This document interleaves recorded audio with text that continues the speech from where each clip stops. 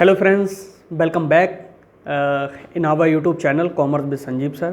Friends, इससे पहले हम लोग बिजनेस लॉ के बारे में जान चुके हैं कि बिजनेस लॉ क्या होता है, बिजनेस लॉ का अर्थ क्या है और इसमें कौन कौन से इंपॉर्टेंट लॉ हैं जो हमारे लिए इस सब्जेक्ट में पढ़ना बहुत ज़रूरी है। ओके, और इसके बाद में आपको एग्रीमेंट पढ़ा चुका हूँ, कॉन्ट्रैक्ट पढ़ा चुका हूँ और अब मैं इसके बाद में बहुत ही इंपॉर्टेंट टॉपिक लेकर के आया हूँ जिसका नाम है प्रोपोजल। ओके, इसे आंग्ल जो कानून है, द इंग्लिश लॉ है, उसमें तो हम इसे ऑफर कहते हैं, बट इंडियन एक्ट में इसके लिए प्रोपोजल ही शब्द दिया गया है।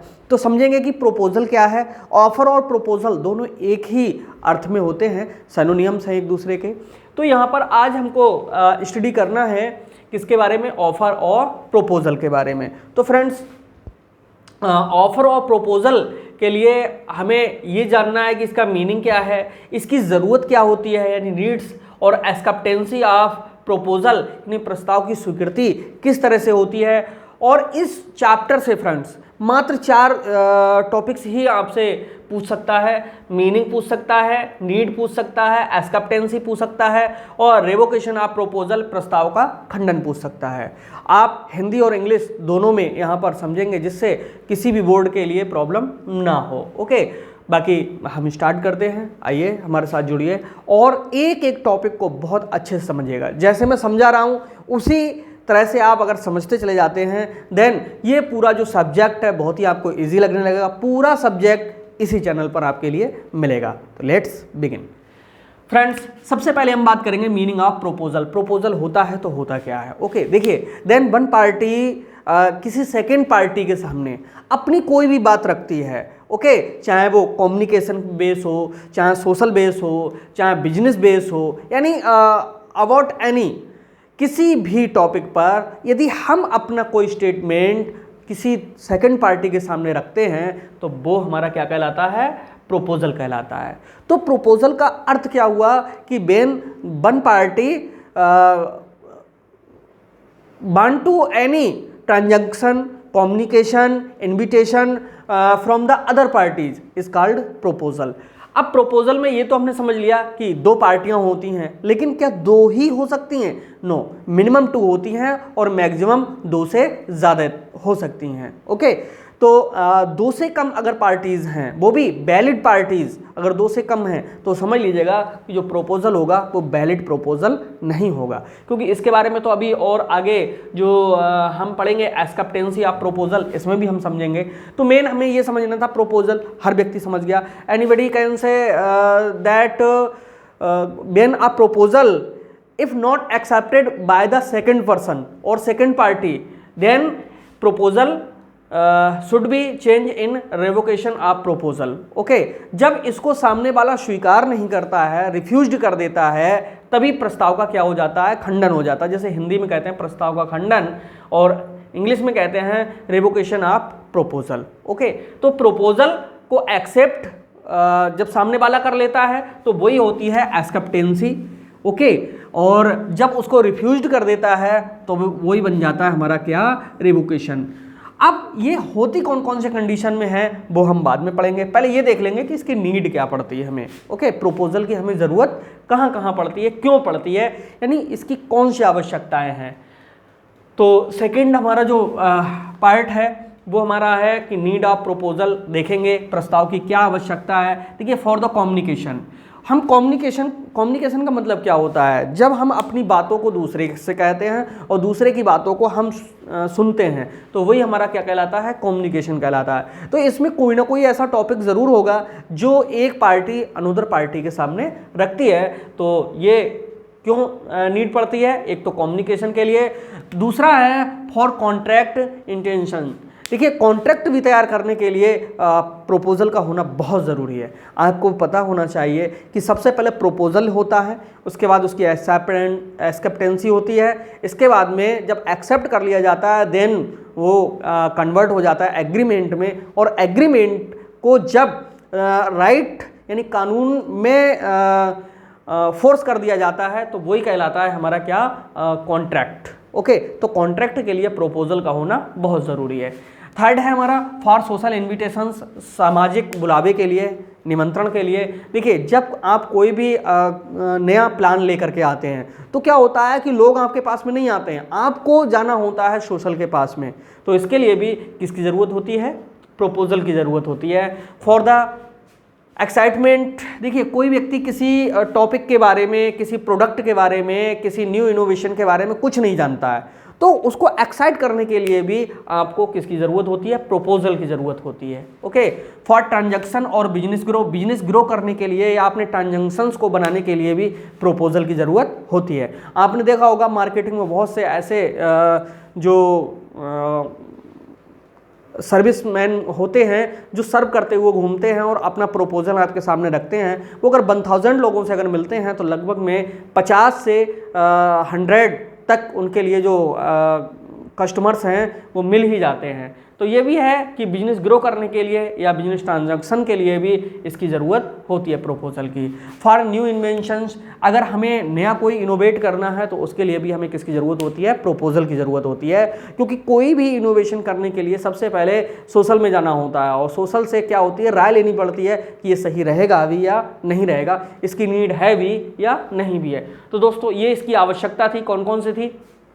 हिंदी में समझाऊं, फॉर कम्युनिकेशन का मतलब होता है वार्तालाप करने के लिए। फॉर कॉन्ट्रैक्ट इंटेंशन का मतलब होता है कॉन्ट्रैक्ट यानी अनुबंध तैयार करने के लिए। सोशल इन्विटेशंस का मतलब होता है समाज को निमंत्रण देने के लिए। एक्साइटमेंट का मतलब है कि उत्तेजना लाने के लिए यानी जागरूक करने के लिए। एंड फॉर द ट्रांजैक्शन और बिजनेस ग्रो का मतलब है बिजनेस का विस्तार यानी व्यापार का विस्तार करने के लिए। फॉर न्यू इन्वेंशंस और नई खोज इत्यादि को करने के लिए प्रपोजल की हमें ज़रूरत होती है। ओके, अब हम इसके बाद में पढ़ेंगे कि प्रपोजल की स्वीकृति का तो थोड़ी देर पहले ही मैंने समझा दिया था कि जब एक पार्टी सेकंड पार्टी के सामने अपना कोई भी स्टेटमेंट रखती है या कोई भी ऑफर रखती है तो उसे अगर वो यस में कन्वर्ट कर देता है देन उसकी एक्सेप्टेंसी डन हो गई। अगर वो वहाँ पर तैयार नहीं होता है यस कहने के लिए तो वही मतलब स्वीकृति नहीं हो पाती है। ओके, लेकिन ये यहाँ पर एक्सेप्टेंसी के बारे में ये समझना बहुत ज़रूरी है। यहाँ पर डुअल मीनिंग नहीं होना चाहिए किसी भी वर्ड में। ओके, पता चले कि जिस उद्देश्य से हम सेकंड पार्टी के सामने कोई स्टेटमेंट रख रहे हैं तो वो उसी मीनिंग में वो भी समझे। ओके, कि हम किस उद्देश्य से कहना चाह रहे हैं, तो यहाँ पर तभी स्वीकृति कहलाती है। अगर ऐसे समझ में नहीं आया हो तो मान लीजिएगा कि हम कोई भी वस्तु है वो परचेज एंड सेलिंग के बारे में बात करते हैं। अब पता चलता है कि हमारा समझाने का मकसद कुछ और है और सामने वाला इतना भोला व्यक्ति है कि वो सारी बातों को नहीं समझ पा रहा है, लेकिन आफ्टर सम डेज बस समझ जाता है पूरी बात के लिए, तो उसे लगता है कि अरे मैं तो बेवकूफ़ बन गया। तो ऐसा नहीं होना चाहिए। जो भी स्टेटमेंट है, ऑफर है, वो एकदम ओपन होना चाहिए, ओपन वर्ड में होना चाहिए, तभी सामने वाले की स्वीकृति वैलिड होगी, अन्यथा जो एक्सेप्टेंसी है वो वैलिड नहीं होगी। ओके, तो अब हम इसके बाद में पढ़ेंगे फ्रेंड्स रिवोकेशन ऑफ प्रपोजल यानी प्रस्ताव का खंडन यानी प्रस्ताव का समाप्त। ये कहते किसके लिए प्रस्ताव का खंडन? देखिए, जब प्रपोजल का दी एंड हो जाए। ओके, किसी भी कारण से, कारण तो ये नीचे अभी हम समझेंगे ही, किसी भी कारण से जब प्रपोजल का यानी प्रस्ताव का समाप्त हो जाना हो यानी उसका एंड हो जाना हो तो वही प्रस्ताव का क्या कहलाता है? खंडन कहलाता है। ओके, अब ये किन किन कंडीशंस में होता है आइए समझते हैं। On death of any party, किसी भी पक्ष की मृत्यु होने पर। देखिए, मिनिमम 2 पार्टीज होती हैं, तो यहाँ पर हिंदी में भी मैं लिखता चलूँ जिससे दिक्कत ना हो किसी को। किसी भी पक्ष की मृत्यु होने पर, भाई स्वीकृति वाले व्यक्ति की मृत्यु हो गई तब भी समझ लो प्रस्ताव का दी एंड हो गया, और जिसने प्रपोजल रखा था अगर उसकी मृत्यु हो गई तब भी प्रपोजल का दी एंड हो जाता है। चेंज इन लॉ, यदि कानून में कोई परिवर्तन हो जाए,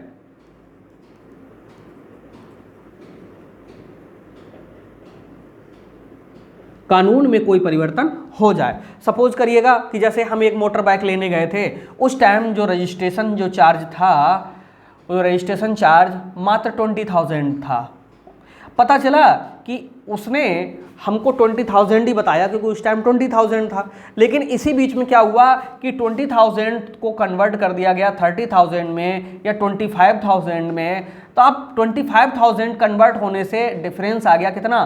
5,000 का। अब यहाँ पर जो प्रपोजल था जिसकी एक्सेप्टेंसी हुई थी वो अगर स्वीकार करने वाला व्यक्ति अगर चाहेगा कि नहीं हम ये 5,000 रुपीज़ एक्स्ट्रा नहीं देंगे, तो प्रोपोजल का क्या हो सकता है, रिवोकेशन हो सकता है, उसका खंडन हो सकता है। इसी तरह में अदर भी और बहुत सारी बातें हैं कि जहाँ पर इन कानूनों में परिवर्तन होने से जो हमारा प्रोपोजल है उसका एंड हो सकता है। अगला विदाउट लीगल एक्सेप्टेंसी। देखिए अगर कानूनी स्वीकृति नहीं है, जैसे मैंने यहाँ पर समझाया था कि मैं जिस उद्देश्य से किसी के सामने प्रस्ताव रख रहा हूँ वही उद्देश्य अगर वो सही से नहीं समझ पा रहा है तो उसके लिए हम कानूनी नहीं कहेंगे। ओके, हमारे कहने पर उसने हाँ हाँ हाँ कर तो दिया, लेकिन पता चला कि जब उसे असलियत पता चलता है तो वो कहता नहीं मैं तो इसके लिए कभी तैयार नहीं होता। तो यहाँ पर यही चीज़ समझाई गई है कि विदाउट लीगल एक्सेप्टेंसी, अगर लीगल एक्सेप्टेंसी नहीं है तब भी प्रस्ताव का क्या हो जाएगा, खंडन हो जाएगा। ठीक है, कानूनी स्वीकृति ना होने पर। ओके, नेक्स्ट है इफ गुड्स डैमेज। अगर जो वस्तु है या माल है वो अगर नष्ट हो गई हो, पता चला कि जिस व्यक्ति ने प्रस्ताव रखा था उस समय वस्तु ठीक थी, उससे 1 दिन 2 दिन 4 दिन 5 दिन यानी हमारा लेन देन नहीं हो पाया, तब तक क्या हुआ कि वस्तु किसी कारण से क्या हुआ, क्षतिग्रस्त हो गई, नुकसान हो गया, तो भी फिर समझ लीजिएगा कि जो प्रस्ताव है उसका क्या हो जाएगा, खंडन हो जाएगा। बाय न्यू प्रपोजल, नए प्रस्ताव द्वारा। ओके, जैसे पहले प्रस्ताव दिया था उसकी स्वीकृति हो गई थी, लेकिन पता चला कि उसमें कुछ चेंजेस करना था और दोनों पार्टियों के बीच में कुछ ऐसा तय हुआ कि अब नई बात पर दोनों सहमत हो गए, तो पहले वाले का क्या होगा, दी एंड हो जाएगा और नए प्रस्ताव द्वारा ये हो जाएगा। डिसऑनेस्ट ऑफ एनी पार्टी, यानी किसी भी पार्टी के झूठ द्वारा, किसी भी पार्टी का या पक्ष का झूठा होना,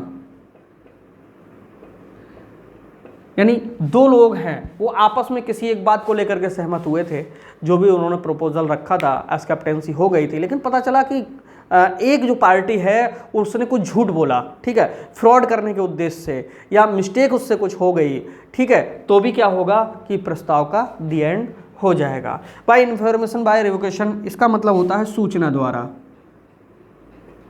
अगर कोई सूचना दोनों में से जिसने प्रपोजल दिया है अथवा जिसने स्वीकार किया है उनमें से अगर सूचना दे देता है तब भी प्रस्ताव का क्या हो जाता है, दी एंड हो जाता है। By lapse of reasonable time, समय निकल जाने के बाद, निर्धारित समय के बाद। ठीक है, निर्धारित समय, हर लेन देन के लिए निर्धारित समय मिलता है। जैसे किसी ने वस्तु को परचेज करने का एक टाइम पीरियड फिक्स कर दिया, बोले 15 डेज में ये ट्रांजैक्शन होना जाना चाहिए, पता चला 20 डेज तक जो एक्सेप्टेंसी जिसने दी थी वो आ ही नहीं रहा है, तो टाइम बार्ड हो गया। जब टाइम निकल गया तो समझ लो जो हमारा प्रपोजल है उसका भी दी एंड हो जाएगा। तो फ्रेंड्स ये एक इम्पॉर्टेंट टॉपिक था जो अभी हमने समझा, फिर से एक थोड़ा सा हल्के में रिवाइज कर लेते हैं। प्रोपोजल क्या होता है, जब हम अपनी कोई बात, अपनी कोई ज़रूरत के अनुसार स्टेटमेंट या कोई अपनी इच्छा सामने वाले के पास में रखते हैं तो वही हमारा क्या कहलाता है, प्रोपोजल कहलाता है।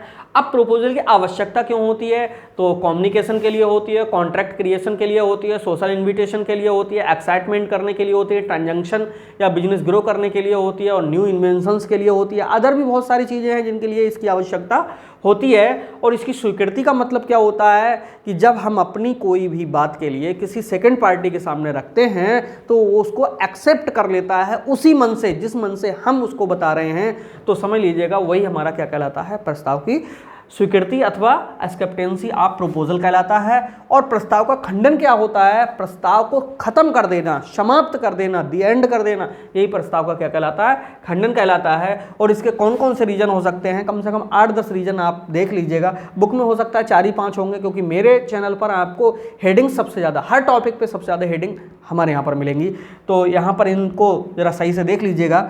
ओके, इतने हैं, मैंने 8 लिख दिए हैं। कौन कौन से हैं, on death of any party, change in law, without legal acceptancy, if goods damaged by new proposal, dishonest of any party, by information of revocation, by lapse of reasonable time. ये हमारे इतने हेडिंग्स थी जिनके कारण ये points थे जिनके कारण हमारा प्रस्ताव है वो खंडित हो सकता है, समाप्त हो सकता है। तो उम्मीद है दोस्तों ये जो इम्पोर्टेंट टॉपिक है समझ में ज़रूर आया होगा।